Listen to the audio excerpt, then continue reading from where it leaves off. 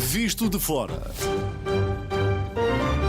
Muito bom dia, bem-vindos a mais um Visto de Fora. Bom dia, Olivier Bonamici. Bom dia, bom dia, Begonha Bom dia. Íñiguez. Em dia. dias de muito calor, tem estado mesmo muito calor.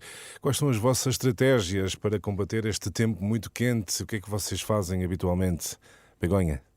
Olha, eu não quero dar inveja, mas neste momento estou quase com os pés na água, porque acho que é uma solução muito boa estar, se tiver esta oportunidade junto ao mar, ir à praia cedo, aproveitar as horas que ainda o sol não está tão alto, e depois estar todo o dia, ou aproveitar para dar muitos mergulhos, e depois também no fim do dia dar um passeinho e mais mergulhos pela praia e dormir uma boa cesta. Claro, como uma boa espanhola que és, né? Claro, uma boa cesta, Sim, com com uma ventoinha. Começas por dizer, não quero fazer inveja, mas já estás logo de manhã a fazer inveja a muitos dos ouvintes. Olivier, as tuas estratégias para combater a alta temperatura? A estratégia para já é acordar ultra cedo. Eu tenho sorte Claro. de acordar ultra cedo e gosto imenso disso. Mas quando digo ultra cedo é por volta das 5h30 da manhã. Gosto muito de me acordar a esta hora. Madrugador.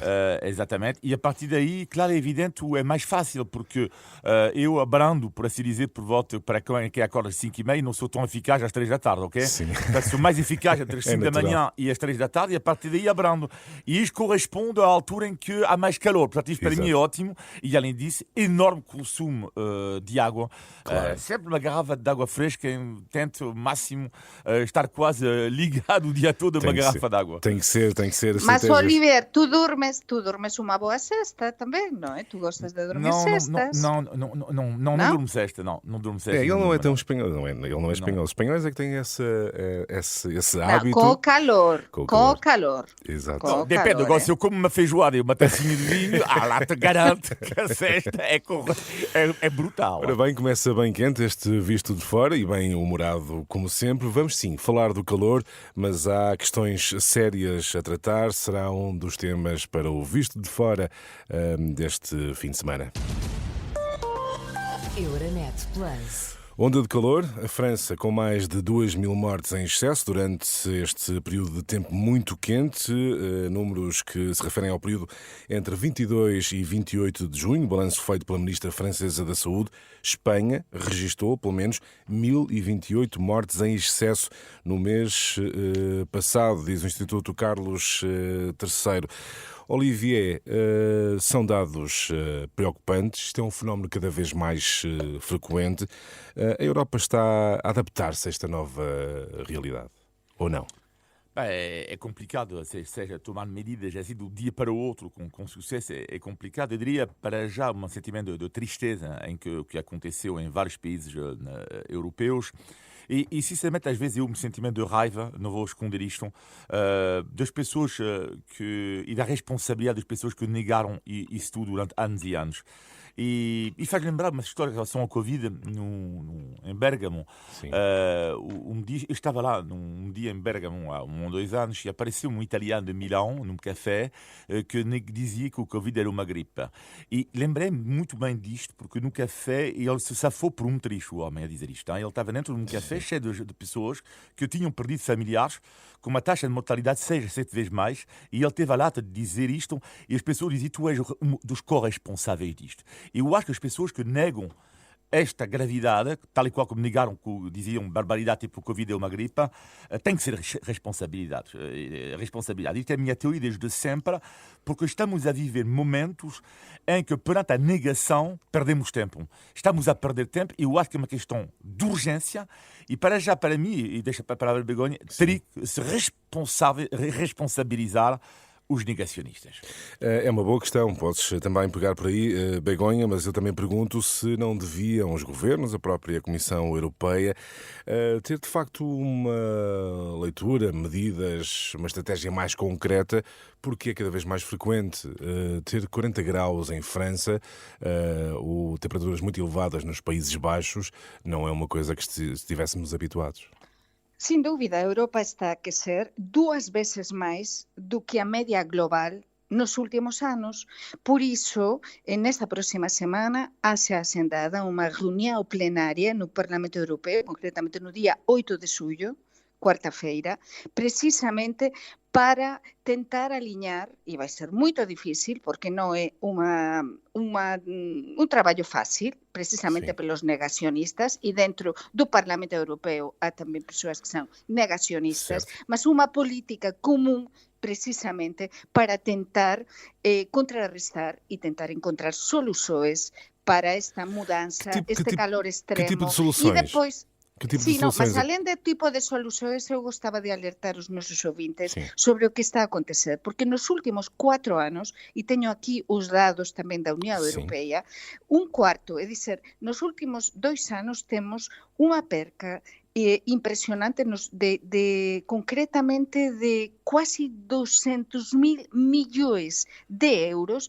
por causa das temperaturas Certo. extremas. E só em 2025, isto é gravíssimo, a União Europeia e os países da União Europeia perderam 43.000 milhões de euros pelo impacto do calor extremo. Por isso, o mais importante, falas de que políticas se devem Sim. seguir. Muito Pois uma rapidamente. política de prevenção. Primeiro, prevenção.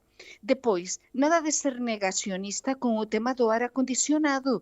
Temos, neste momento, de ter as condições nos autocarros, nos transportes, nas casas, nos edifícios, nos trabalhos, pelo menos mínimas, É que para dá-se evitar tantas isto. condições à aquisição de carros elétricos, porque não o ar-condicionado, não é?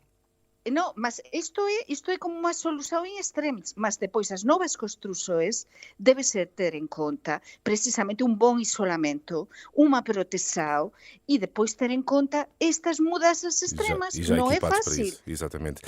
Para concluir, Olivier, por exemplo, facilitar a aquisição de ar-condicionado para o cidadão comum teria que ser uma medida a ter em conta. Bom, isto é uma medida, por exemplo, que é a medida chave da extrema-direita francesa. Esta medida, basicamente, claro que ela é importante a curto prazo, mas não resolve tudo. Ela é importante a curto prazo nos hospitais, sobretudo nas escolas, não é? Sim. Mas não resolve tudo. O problema é que tem que se atacar, e isto não há medidas que estão a ser tomadas nas raízes do problema, não é? Sim. E essa a grande questão é essa. Que medidas temos que tomar? O que é engraçado, que eu lembro perfeitamente que esta extrema-direita que lá está em França, que sempre votou em Bruxelas contra as políticas climáticas, agora está a pensar, bom, espera aí, afinal há um problema. Afinal há um problema. Sim, porque eles não podem agora negar quando tu queres chegar ao governo que quando há pessoas que morrem, pessoas mais velhas que morrem por causa disto, e não só, há problema com as escolas, e há mesmo... É complicado agora dizer o contrário, não é?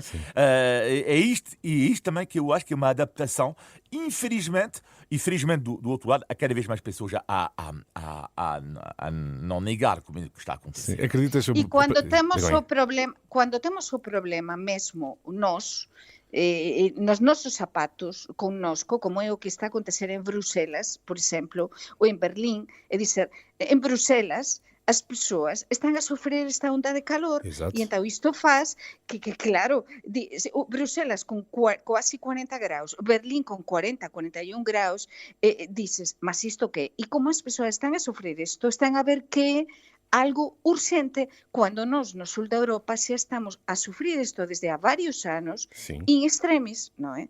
Esa é a diferença, que quando nós sofremos e temos o problema, as pessoas sentem-se na obrigação de atuar. Veremos como é que medidas poderá sugerir o Parlamento Europeu e como decorrerá esse debate da próxima semana. Vamos falar, uma vez mais, da Ucrânia, porque Kiev foi alvo de um dos mais violentos ataques russos dos últimos tempos. Que observações te merece este facto, Olivier? Eu acho que estamos a sentir o desespero um pouco da Rússia, o facto de eles atacarem desta forma a cidade de Kiev e, sobretudo, matar civis desta forma, mostra um impasse estratégico na qual se encontra o país. E agora, a grande questão é que estamos a ver que eles estão em dificuldades, claramente, os russos, e há o risco da intensificação da guerra. Isto é que o grande receio nos próximos tempos. Vamos ver também se a Bielorrússia não entra, infelizmente, oficialmente neste conflito. Mas eu acho que quando um ditador não, lá está neste impasse, claro que podia haver uma saída, mas lá está, por ser uma ditadura, muitas vezes lá está exatamente o efeito contrário que acontece, e eu acho que o receio, e estamos a ver em Kiev, que é o endurecimento do conflito. Begonha, como é que tu observas os mais recentes desenvolvimentos na guerra da Ucrânia? Com muita tristeza, com muita desesperança, com muita impotência, porque isto é gravíssimo e é mais uma vez o mesmo. Están a ver, estamos todos mobilizados con o tema dos 2 terremotos da Venezuela, agora con o tema do Mundial. A Rusia sempre procura o tempo, o timing que a eles lles beneficia para tentar desviar a atenção. Então aproveitan que nós estamos a olhar para outro lado para facer estes ataques brutais. E é verdade que eles tamén están numa situação desesperada. É verdade, os rusos. E están a atacar con força, a dizer, nós desta vamos conseguir gañar. Mas claro, o povo ucraniano é que não desiste e continua a se aguantar com a nossa ajuda, e nós devemos continuar a apoiar o povo ucraniano, porque isto não tem, e que isto é um problema gravíssimo que não conseguimos solucionar. É que eu não vejo solução, a isto. E é uma guerra que tem impacto direto na vida dos europeus, estará ainda longe de ter uma solução. Olhamos assim para os temas que marcaram a atualidade europeia desta semana. Já a seguir, vamos olhar para as questões que dominam a atualidade portuguesa. Euronet Plus. Milano. Zagreb. Bruxelas. Sofia. Riga. Euronet Plus, a rede europeia de rádios para compreender melhor a Europa. E para além da onda de calor e dos incêndios, infelizmente, o que é que domina a atualidade nacional? É claro, o futebol, porque Portugal está nos oitavos de final do Mundial de Futebol e vai encontrar a Espanha. Já na próxima segunda-feira será um duelo ibérico. Já lá vamos. Olivier, visto o jogo de madrugada, o jogo de Portugal-Croácia, aquilo foi emotivo. Não, eu não vi, porque tu não viste? acordo às 5h da manhã e eu admito que hesitei a ver, e de repente fechei os olhos, e o que é inacreditável é que fui acordado com alguém a cantar o hino, e então eu pensei, o hino português, eu pensei de duas uma, ou o jogo ainda não começou à altura do hino, só que achei estranho, era uma pessoa a cantar. Eu pensei, uma pessoa a cantar sozinha à meia-noite. Não, lá pensei, será que Portugal ganhou e há uma pessoa na rua sozinha a cantar o hino? Liguei o telemóvel e fiquei tão contente quando vi que Portugal tinha ganho. Muito bem. E Begonha, também viste o jogo de Portugal ou não? Claro, o de Espanha viste? Também viste o de Portugal? Dois. Muito bem. Olha, eu a diferença do Olivier vi os dois. Eu vi primeiro um e depois outro. E a verdade é que fiquei super feliz com o desempenho da seleção espanhola, ok? Sabem que eu gosto muito da seleção portuguesa, Claro. mas logicamente primeiro está a espanhola, ainda que vou sofrer mesmo muito da segunda neste jogo, porque eu, como insisto, gosto muito de Portugal, mas Sim. Gostei da luta de Portugal, mas tenho de reconhecer que gostei muitíssimo mais do desempenho da seleção espanhola. Sim, foi um jogo mais tranquilo, não é? Mas não tranquilo, não pararam. Não Sim, pararam tranquilo no sentido do resultado. No sentido do Sim, resultado, sim. Foi, o de Portugal foi muito emocionante, não Sim. é? Mas eu sofri muitíssimo. E a verdade é que Como se fosse portuguesa. Exato. E a verdade é que vai haver um duelo ibérico já na próxima segunda-feira. Olivier, o que é que isto representa, este duelo ibérico no futebol? Representa, é muito curioso porque eu acho que temos, por um lado, talvez o país na Europa que, na minha opinião, no que diz respeito às seleções nacionais, desde há, diria, basicamente 15 anos, não só é o melhor do futebol da Europa, como também é um país que dá muitas garantias na qualidade do jogo, que é a seleção espanhola. E temos um país que está cheio de garantias, por assim dizer, versus um país que talvez ao nível individual tenha ainda mais talento do que, mais não sei, mas será talvez equivalente à Espanha, é discutível, mas que não tem garantias. Portanto, é um país com garantias contra um país vizinho que não tem garantia nenhuma. Mas é uma coisa que é inacreditável, eu acredito no destino. acredito no destino e pode ser, de facto, o último jogo da carreira com as cores de Portugal do Cristiano Ronaldo. Sim. Estranhamente, curiosamente, é o país onde vais defrontar o país onde mais brilhou na sua carreira. Sim. E não sei porquê. Como eu disse aqui na última semana, eu acredito que vai haver uma coisa inacreditável que vai acontecer no jogo na segunda-feira.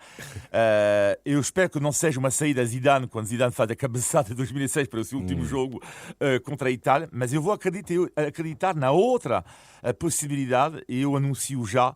Cristiano Ronaldo, na segunda-feira, vai marcar 3 golos. Cristiano Ronaldo vai marcar 3 golos à Espanha novamente. Begonha, como é que tu aceitas esta provocação? Eu acredito que vai ser um jogo emocionante. Um jogo único, sem dúvida. Para mim, sem dúvida, os jogos entre Portugal e Espanha, já vivi muitos em Lisboa, eu vou viver cá. Eu vou viver com o coração dividido, mas, claro, logicamente, primeiro vou torcer pela Espanha, mas também o meu coração vai estar um bocadinho com Portugal. Mas o que vai acontecer? Vamos ter duas seleções que se conhecem muito, muito bem. Porque o Ronaldo conhece muito bem a seleção espanhola, mas os espanhóis conhecem muito bem as portuguesas. Sim. E temos um selecionador português que é espanhol, portanto, mais ibérico não pode ser. E eu acho que as duas seleções têm pontos para ganhar. No caso da seleção espanhola temos uma equipa coesa, uma equipa fantástica. Onde eu difero com o Olivier, sí que temos jogadores fantásticos como Lamine Yamal ou como Oyarzabal, que ontem esteve fantástico. Fantástico. São mais discretos, mas também são excelentes e, sobretudo, que estão no começo do seu percurso profissional e têm muito para dar. Mas depois temos a seleção do Ronaldo, como se diz em Espanha, do Cristiano, do bicho. O Ronaldo é a seleção. Então é verdade que pode ser o último grande partido, a última grande partida, o último grande jogo do Ronaldo. Que pode significar isto? Que a seleção portuguesa saia mesmo com toda a artillería que nos dicemos en España. E os españois nós sabemos que este xogo vai ser mesmo moito difícil porque así se destacou na imprensa española depois do xogo de Portugal e depois do xogo de España. Portanto, a ver o que é o que acontece. Veremos, será certamente um grande jogo e acredito que nas zonas fronteiriças haverá muitos portugueses. Já agora só sim. Já me pergunta, Begonha, é verdade ou não é verdade que a Infante vive em Lisboa, a filha dos reis espanhóis? É verdade ou não? Sim. Ok. Claro. Não, era só para saber. Está bem. Claro. Okay, tá bem. Não, mas já saiu porque esteve a estudar em Lisboa. Exato. Este primeiro ano de licenciatura. Mas não e está. Então para o ano vai fora, vai a Paris. Sim, mas estava a dizer há pouco que acredito que na zona fronteiriça haverá muitas esplanadas com portugueses e espanhóis todos juntos a ver o jogo. Certamente vai ser uma grande festa. No Centro Galego de Lisboa, na Xuventude da Galiza, vai-se ver este xogo entre portugueses e espanhóis, porque pensei uma coisa, entre as minhas amigas, a grande parte delas são casadas com portugueses. Portanto, numa mesma família, uns filhos vão a torcer pela Espanha e outros por Portugal. Isto é o iberismo. Não deixa de ser interessante, sem dúvida. Veremos como é que vai correr mais este Portugal-Espanha, desta vez para o Mundial 2026. Vamos para o índice de Tugalidade e continuamos a falar de futebol. Índice de Tugalidade. A pergunta é simples. Quantos jogos já fez a seleção portuguesa nos Mundiais de Futebol? 3 opções. 42, 40 ou 39? Não sei. Eu diria 39. O Olivier diz 39 e tu, Begonha? Eu digo... Quantos disseste? 42, 40 ou 39? 42. Muito bem, ganhou a Espanha, 1-0 à França. É um golpe de sorte, atenção, esta foi a oposta e entrou. Sim, 42 jogos. Portugal participou já em muitos mundiais, o primeiro em 1966. No total, até ao momento, antes do jogo com a Espanha, Portugal já fez 42 jogos em mundiais de futebol. Avançamos para os negativos e positivos. O teu negativo da semana, Begonha? Com esta onda de calor, que é o que acontece? E com este vento que temos, estas nortadas, este nordeste na Galiza, este nordés que nos dicemos en galego, que acontece? Chegan os fogos florestais, chegan os incendios. Isto é un drama de todos os veraos, e eu estou a sufrir cando estou a ver é que isto non hai fronteiras. Na Península Ibérica non temos fronteiras no que ten a ver con os fogos florestais, por iso há tanta cooperación. Isto é terrível. É que comenzar o calor e xa estamos na praia a xeirar a incendio. Então isto é, e as casas a peligrar, enfim, É o teu é um negativo, drama. é um drama habitual, infelizmente, em todos os verões. O teu negativo, Olivier? O negativo, a Begonha já tinha falado disto, acho eu, há mês e meio, são para mim, eu verifiquei isto esta semana, são os preços exorbitantes dos restaurantes em Portugal, em alguns restaurantes chamados normais, por assim dizer, ou seja, tascas, por assim dizer. Eu entrei num restaurante em Almada esta semana e até perguntei a um empregado que eu conheço, já agora, foste aumentado, isto não é possível, deves ganhar muito agora, ou não? Ele disse, não fui aumentado nada, então não estou a entender, espera aí, 6 sardinas, 16 euros, e depois o que é que eu fui fazer? Fui ver, para preparar o programa, a emenda da minha cidade em França, que é Rennes, não é uma cidade pequenina, 250 mil habitantes, e fui ver o restaurante que eu frequentava, que eu frequento de vez em quando vou lá, só para ter uma comparação. E reparei que nesse restaurante, portanto, uma posta de salmão com as suas batatas e um lombo de vaca com batata frita, 17,50 €, e lá pensei, uau, 17,50 €, a média do ordenado na cidade deve ser à volta de 3 mil euros por mês, e em Almada, 6 sardinhas, 16 euros, para uma média de ordenado de quanto? Eu pergunto, portanto, eu acho que a situação tem que acabar rapidamente. Para mim é uma vergonha para mim. Fica esse negativo bem sublinhado, mas vamos agora para os positivos, Begonha. Claro, falamos dos preços, mas ainda as persoas continúan a querer vir a Portugal, o cual é muito positivo mesmo. Sim. Que acontece nesta altura do ano e aconteceu na última semana. Várias amigas puseram-se em contato comigo, espanholas, para me pedir dicas. Eu, de verdade, que posso escrever um livro, posso, não sei, montar uma agência, não sei, porque são dicas. Olha, nós vamos a Portugal, mas queremos conhecer outros locais. Onde é que podemos ir? E o de sempre, onde é que se come barato? Onde é que se come bem? Onde é que podemos comer o típico? Que praia tem pouca gente?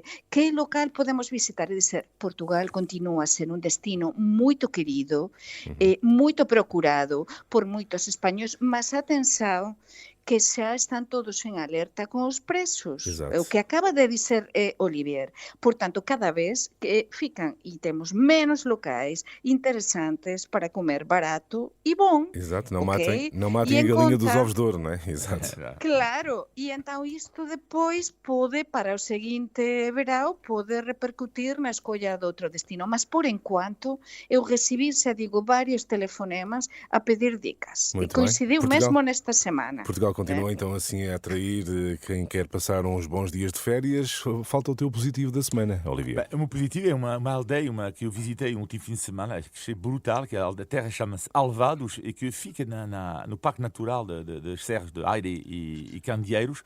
Sinceramente, esta zona é linda de morrer. Eu já conhecia, muito bonita. Mas eu voltei lá, mas que aldeia bonita, que terra bonita. Sinceramente, é muito pouco conhecido lá fora e convido, claro, todas as pessoas que já foram lá para lá voltarem, não é? E porque também comi de forma mais barata, por assim dizer, do que nos arredores de Lisboa. Muito bem, fica esse positivo e o convite para visitar a aldeia de Alvados, é isso? Exatamente, Alvados. Muito bem, fica o convite para conhecer esta aldeia no centro do país. Chegamos ao fim de mais um Visto de Fora. Veremos como é que vai ficar esse Portugal-Espanha na próxima segunda-feira. Bate coração, um grande abraço, bom fim de semana. Até Grande para a semana. abraço. Tchau. Visto de Fora.